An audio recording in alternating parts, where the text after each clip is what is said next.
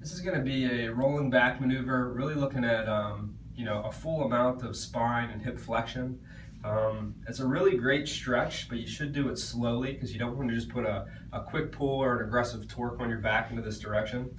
So first thing would be lay back, and just to assess how comfortable you are with hands at your sides, kind of bringing your knees up towards your chest and back down. So this will be the beginning. And the idea here would be first to flatten my back into the ground, engaging the muscles in my stomach as I bring my knees up. Now beyond that will be, can I do exactly what I just did there and use my hands to really press into the floor to bring my legs a little further. So now my lower back is actually going to lift up off the ground. And really this press of my hands is what allows me to get from just my hips flexing to that lift of my whole lower back coming off the ground and back. And I can let myself get a little bit of momentum, but I don't want to do this too ballistically, to where I'm really putting a strong stretch.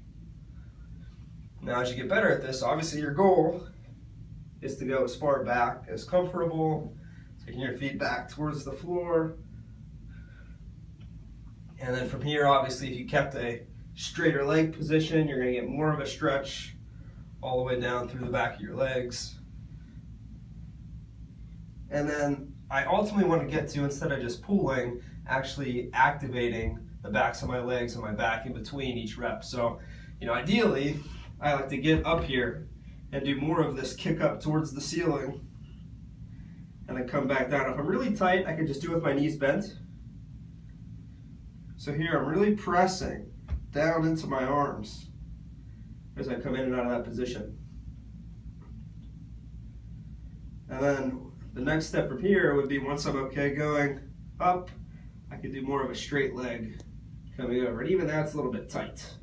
For me, my toes don't quite reach the ground, but typically, as I do this, by the time I get to 8 to 10 reps, my feet are touching. So it is a really good stretch for pretty much the whole back side of you. It should just be done very carefully, because it does stretch a lot of things with a lot of pressure on.